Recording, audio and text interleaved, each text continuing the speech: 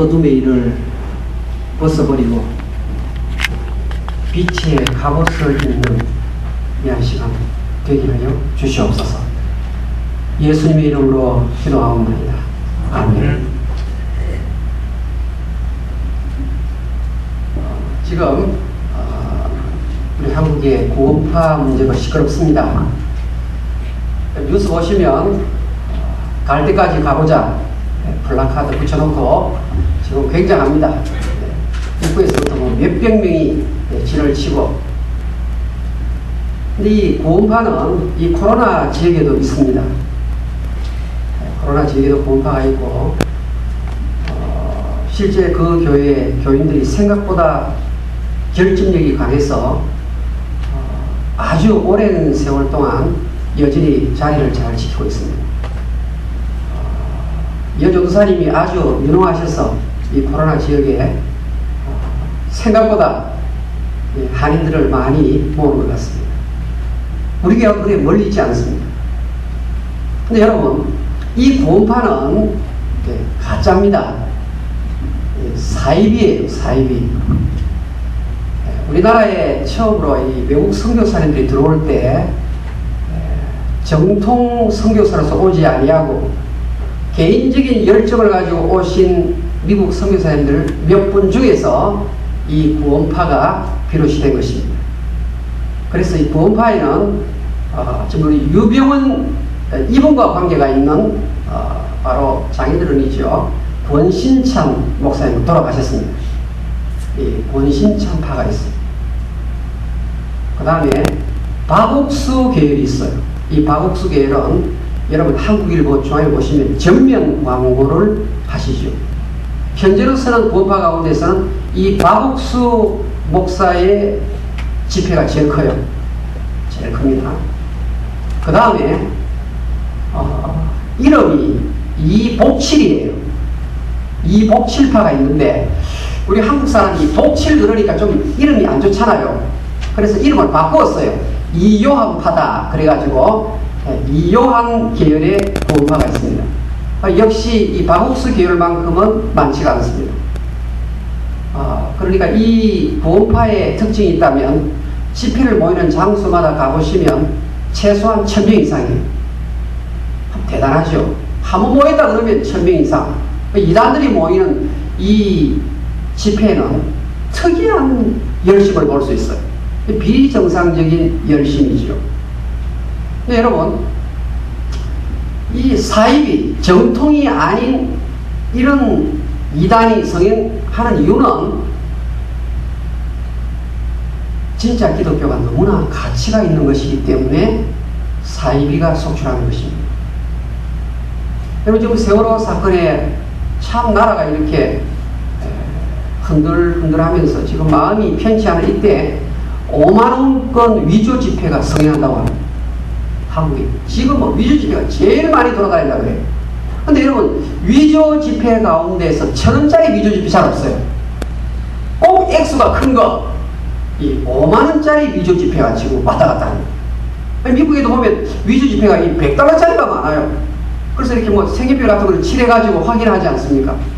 왜 이렇게 높은 액수의 위조 집회가 나오는가 하면 가치가 있기 때문에. 가치가 있기 때문에. 다이아몬드도 가짜 다이아몬드가 있는 거예요. 가짜 철 이거 별로 없어요. 가짜 홀이 별로 없어요. 가짜 다이아몬드. 아무 돈 값어치가 있는 것은 위조가 많습니다. 사이비가 많습니다. 마찬가지로 우리가 가지고 있는 이 믿음이라는 것이 금보다도 더 귀한 보배로운 것이기 때문에 믿음 가운데도 가짜 믿음을 가진 자가 참 많습니다. 여러분 가운데 가짜 100불짜리 많이 갖고 계신 분, 이거 가짜라는 사실을 알면 어떻게 해야 될까요? 하루빨리 진짜 100불짜리로 바꿔야 되는 겁니다. 가짜 5만원짜리 집회 갖고 있으면 하루속히 진짜 돈으로 교환을 해야 되는 것입니다. 무슨 말입니까? 여러분, 브레이 차를 운전하시다 보면 종종 느끼는 것인데, 눈 깜빡할 사이에 내가 죽을 뻔했다. 여러분, 그런 경험 하셨죠? 어떤 때는 내가 졸업운전을 할 수도 있고 어떤 때는 나는 똑바로 가는데 상대가 음주운전을 해서 순식간에 들어오기 때문에 방어운전을 해가지고 가까스로 목숨을 연명한 적이 있습니다. 무슨 말인가 하면 우리 밤새 안내이라는 말처럼 우리는 내일을 보장받지 못하고 사는 자. 오늘이라도 하나님께서 원창희 목사 오느라 그러면 저는 그냥 가야 됩니다. 그러면 주님께서 나를 보고 뭐라고 하시겠습니까? 그래, 원창희 목사 너의 믿음 한번 보자. 진짜인지 가짜인지 한번 확인해 보자. 예수님이 그러실 거 아닙니까? 문제는 우리 코로나 갈고리 장독에 나오시는 한 분 한 분이 진짜 위조 믿음이 아니라 성경이 말하고 있는 참 믿음을 소유해야만 천국에서 만날 수가 있는 것입니다. 그래서 오늘 예수님이 주신 떡 이야기를 통해서 내 믿음이 진짜인지 가짜인지를 한번 확인해 보고자 합니다.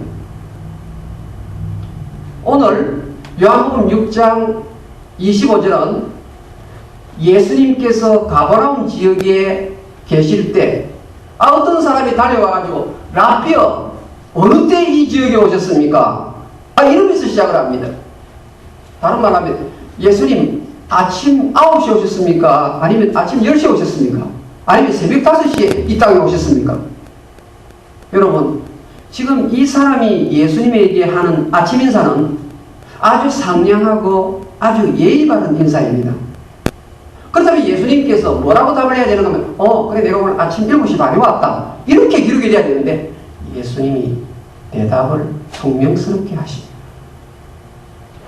아주 마음에 안 든다는 그런 뉘앙스를 가지고 답을 하십니다.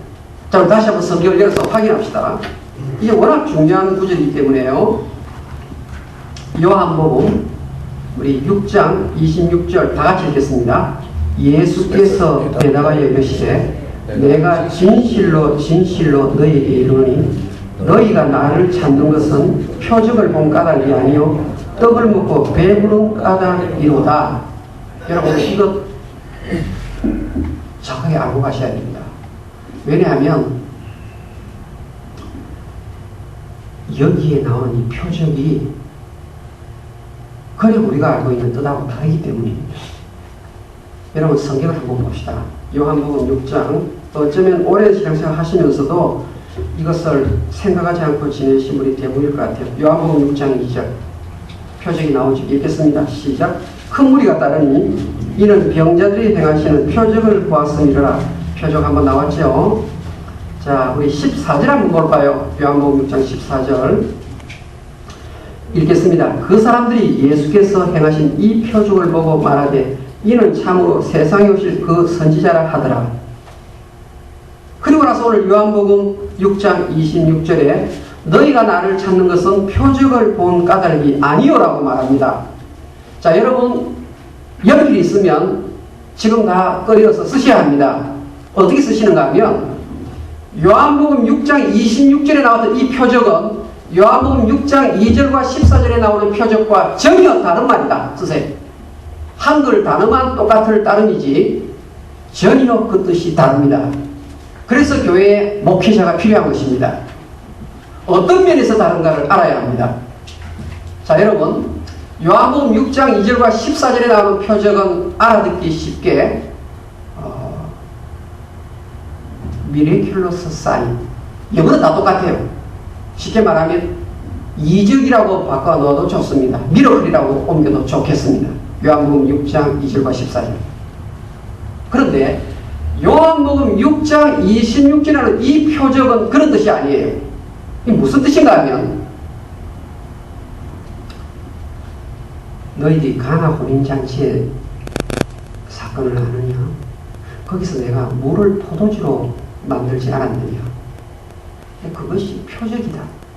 첫 번째 표적이다. 무슨 표적이냐? 물을 포도주로 바꾼다는 것은 질적인 변화를 일으키는 것인데 이것은 하나님은 하실 수 있는 일이다. 그러니까 물을 포도주로 만든 그 사실만을 보는 사람은 요한복음 6장 2절과 14절에 나오는 그 표적만을 아는 거예요. 그런데 예수님께서 가나 혼인잔치집에 가셔서 물을 포도주로 만든 사건을 보고 예수님께서는 퀄리티를 바꾸시는 하나님의 아들이시며 하나님이시구나. 이것을 깨닫는 것, 이것이 바로 성경이 말하고 있는 표적이라는 거예요. 그 요한복음 안에 그 유명한 7대 표적이 요한복음 6장 26절의 의미를 담고 있는 표적입니다. 여러분, 날 때부터 소경된 자를 예수님이 고치시고 이것도 표적이라고 말해요. 이 말은 예수님께서는 이 어두운 세상에 헤매는 자들에게 밝은 빛을 주시기 위해서 오신 하나님의 아들이고 메시아시다. 그것을 일깨워주는 것을 표적이라고 말하는 것이죠. 그래서 지금 예수님께서 뭐라고 말하는 거면 너 내보고 지금 아침 몇 시에 이 가버나움 땅에 왔는지 인사를 하는데 너희들이 나를 찾는 것은 기적에 대해서만 관심이 있지 내가 이 땅에 와서 기적을 일으킬 때 기적이 무엇을 의미하는지 기적이라는 것은 화살표를 의미해요. 기적 자체를 보면 안 되고 기적을 보면서 화살표가 어딘가 예수님께서 흑암의 세력을 사탄의 세력을 물리치시기 위해서 이 땅에 오셨구나. 그까지 가야 예수님이 말씀하시는 표적을 이해하는 것입니다. 너희들은 의식주 문제 해결하려고 나를 찾아왔다. 그렇게 말합니다. 예수님 따라온 사람을 가리켜서 너희들의 믿음은 그것은 경제 생활 문제 해결하려고 나를 찾는다라고 말합니다. 여러분 한번 생각해 보십시오. 생각보다 많은 분들이 예수를 믿는데 내 아들, 딸 좋은 학교에 입학하고 내 비즈니스 잘 되는 쪽에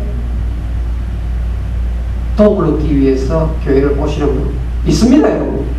내 육신에 질병이 있어서 닥터가 고치지 못한다는 그 말을 듣고 육신의 질병을 고침받기 위해서 교회에 나옵니다. 여러분, 그런데요, 성경은 그런 경우에 대해서 예수님이 처음에는 책망을 하지 않는다는 사실입니다. 여러분, 자세히 들으셔야 합니다. 지금 내가 너무너무 경제적으로 어려워서 하나님 돈이 필요합니다. 돈 좀 주세요. 이래가지고 교회 첫 발을 디딘 사람 예수님이 책망한 적 없습니다. 마태, 마가, 누가, 요한복음에 보시면 예수님을 처음 따라온 사람들이 대부분 어떤 사람들인가 하면 의식주에 도움 받기 위해서 온 거예요. 그럼 저도 어릴 때 교회 가면서요, 그 당시에 백두산 연필을 주는 거예요. 전도 한번 하니까 백두산 연필을 5장이에요. 그리고 검문 노트, 공책을 주는데 우리 보통 똥정이 그 공책을 받는데 이 교회 가면 좋은 공책을 주는 거예요. 제가 처음에 교회 갈 때 상품 받으러 간 거예요, 처음에는. 물론 어머니가 가라 해서 갔지만 교회 가서 신나는 것은 받을 게 있는 겁니다. 이 떡이 있단 말이에요, 교회에서요. 예수님께서 베세다 들판에서 보리떡 5개, 물고기 2마리로 12명을 5,000명을 먹이고 12광기를 남기니까 이 예수님을 우리의 왕으로 섬기자 그러잖아요. 그때 예수님께서 산으로 가십니다. 왜냐하면 떡떡떡 하면서 교회에 나오는 사람은 진짜 믿음을 가진 자가 아니기 때문에. 그렇지만 처음에 교회에 나올 때 내 병고침을 위해서 내 비즈니스 잘 되도록 하기 위해서 나왔을 때 주님이 그냥 그대로 받아주시고 필요한 물질도 주시고 육신의 질병도 고쳐주시고 마태복음 14장 14절에 보면 예수님께서 그들을 불쌍히 여기셨다 그렇게 말해요. 그래서 처음에 교회 나올 때는 불쌍히 여기시는 거예요. 근데 여러분 지금 요한복음 6장 전반부에 가서는 이 표적을 위해서 찾아온 사람들에 대해서 예수님이 꾸중을 안 하세요. 그런데 오늘 요한복음 6장 26절에 가서 예수님이 책망을 하시고 퉁명스럽게 대한다는 사실입니다. 왜 그렇게 예수님이 아주 환한 대답을 하시는가 하면 여러분 왜 너희들 변하면 변해야 되는데 처음에는 백두산 연필 받기 위해서 처음에는 공책 받기 위해서 처음에는 좀 이렇게 떡고물을 얻기 위해서 왔다 할지라도 우리 교회 나온 지가 1년이 되고 2년이 되고 5년이 되면 좀 무엇인가 달라져야 되는데 달라지는 것이 없다는 것입니다. 거기에 대해서 예수님이 지금 이 말씀을 하시는 거예요. 너희들 따라오는 이유가 딱 한 게 있는데 그것은 떡 얻어 먹으려고 나오는 것이다. 그렇게 말합니다. 사실 떡을 얻기 위해서 나올 때 처음에 나오는 것은 예수님이 도와주시지만 시간이 지나도 여전히 그 상태로 있을 때 주님이 내 믿음이 왜 그 모양이냐. 진짜 믿음은 자랄 수밖에 없는데 안 자라는 걸 보니까 너 믿음은 가짜라고 말하는 것입니다. 다른 말하면 구원을 받지 못한다는 것입니다. 여러분, 자녀들 가운데에서 미국 생활하면서 비즈니스가 안 되는 경우 있잖아요.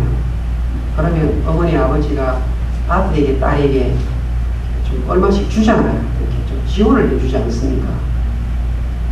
그러면 자 봅시다. 아들의 입장에서 어머니가 나에게 1,500불을 매달 보내주시는데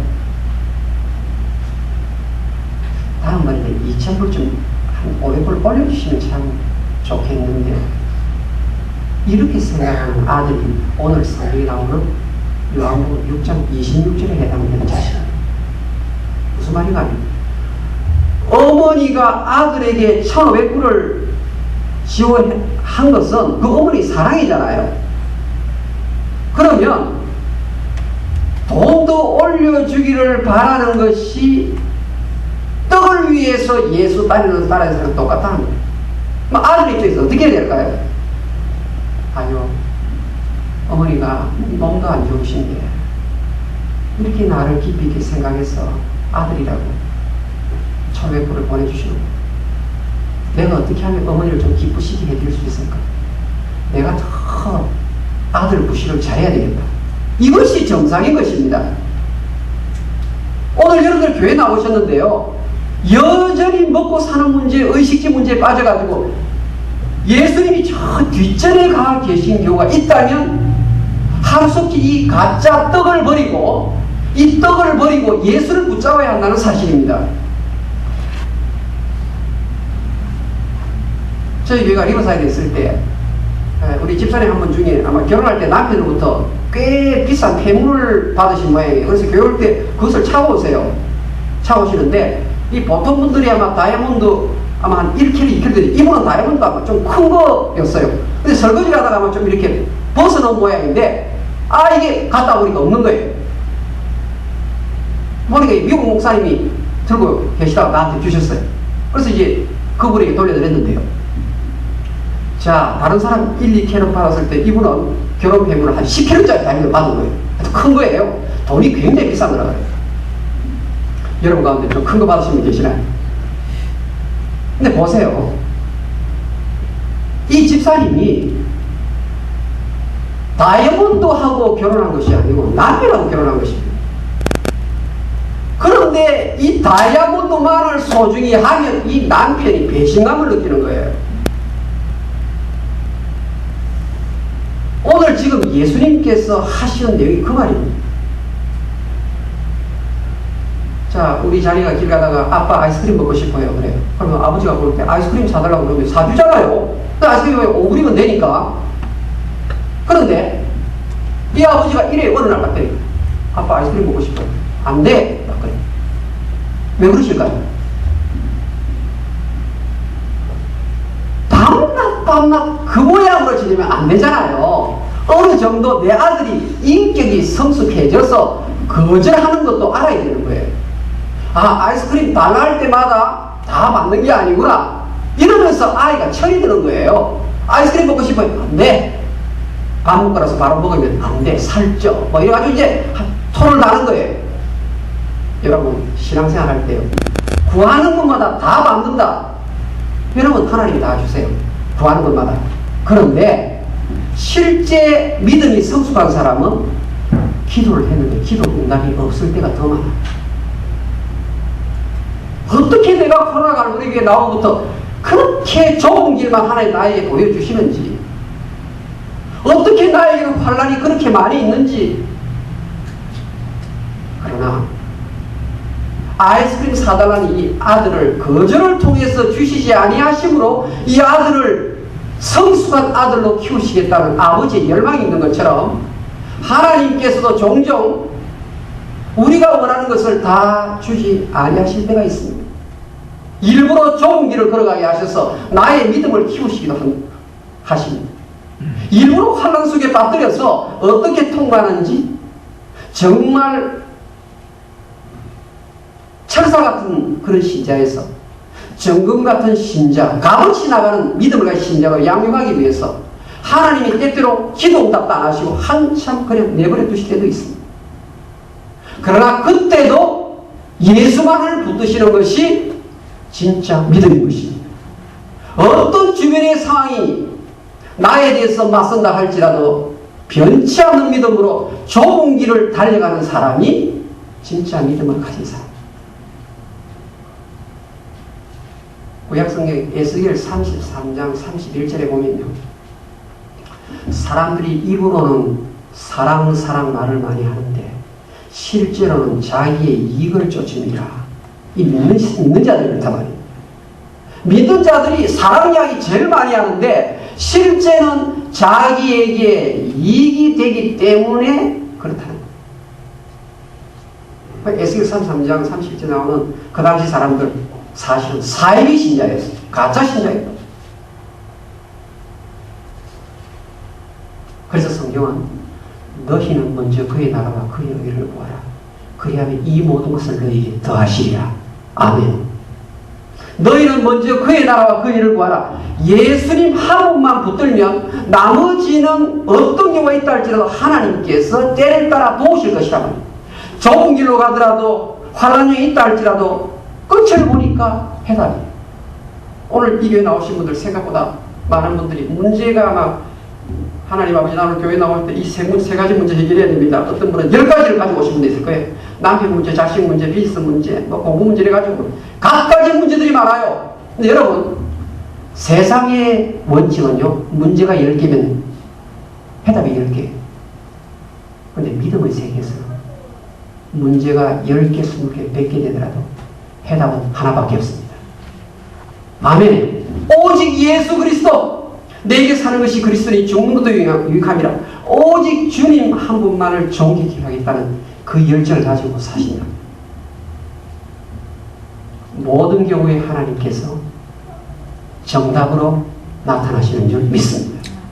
기도하겠습니다.